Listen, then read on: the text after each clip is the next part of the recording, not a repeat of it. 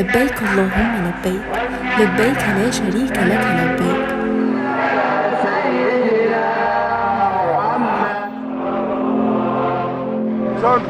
احنا النهاردة حبينا نعمل حلقة نهنيكم فيها بحلول عيد الأضحى. العيد فرح.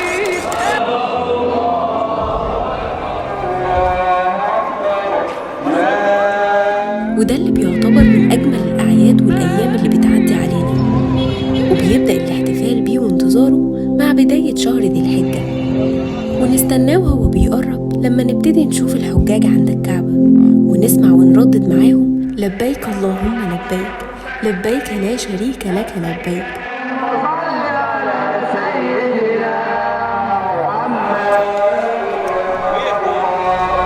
وطبعا كلنا عارفين إن العيد في مصر غير العيد وسط الصحاب والأهل والعيلة، حاجة بتحسسك بالبهجة. العيد فرح.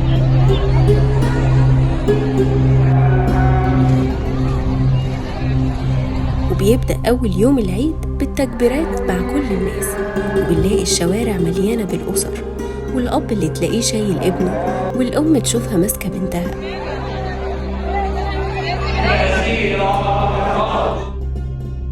وبنلاقيهم كلهم متجمعين في المساجد والساحات الكبيرة، وده علشان يصلوا صلاة العيد وسط جو من السعادة والبهجة.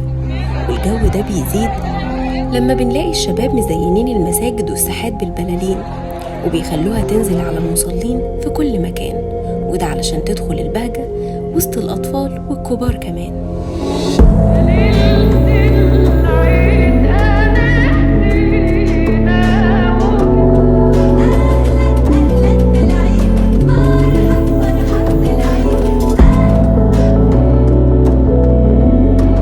وبعد الانتهاء من صلاة العيد كل صاحب بيشوف صاحبه وبيسلم عليه ويهنيه، وكذلك الأهالي والأسر، وبتبدأ التهنئة بين كل الناس وسط فرحة وسعادة.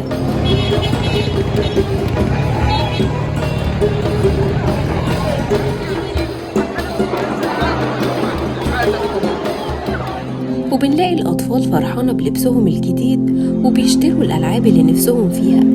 وبعد كده بيجي وقت شعائر الله، واللي فيها بيكون كل شخص مقتدر بيقوم بالتضحية، وكله موجود وبيساعد غيره.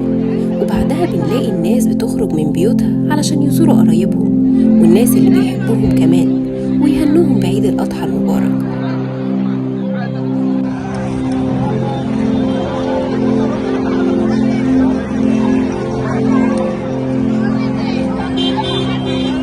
وأول ما بتدخل البيت عند صديقك أو قريبك، فأول حاجة بيقدمها لك هي الشوكولاتة والفول السوداني والترمس.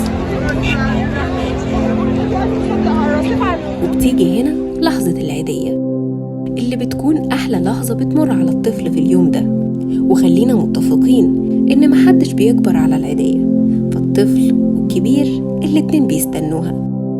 وده لأن العيدية بتكون من أهم طقوس وعادات الاحتفال في مصر. ومن عادات وتقاليد العيدية في مصر إنها بتختلف في القيمة حسب السن، يعني لو أنت شاب ممكن تاخد 200 جنيه، ولو أنت لسه طفل ممكن تاخد 50 بس. ولكن ما تقلقش، في الآخر بتجمع مبلغ كبير.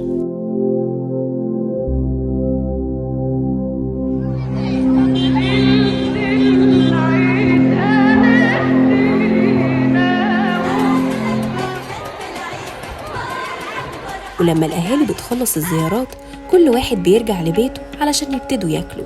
وبما إن عيد الأضحى عيد لحمة، فكل الناس بتاكل لحمة في اليوم ده.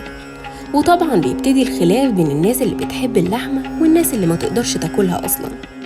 ولكن عيد أضحى في مصر معروف بإن الغدا لازم يكون فتة ولحمة وممبار.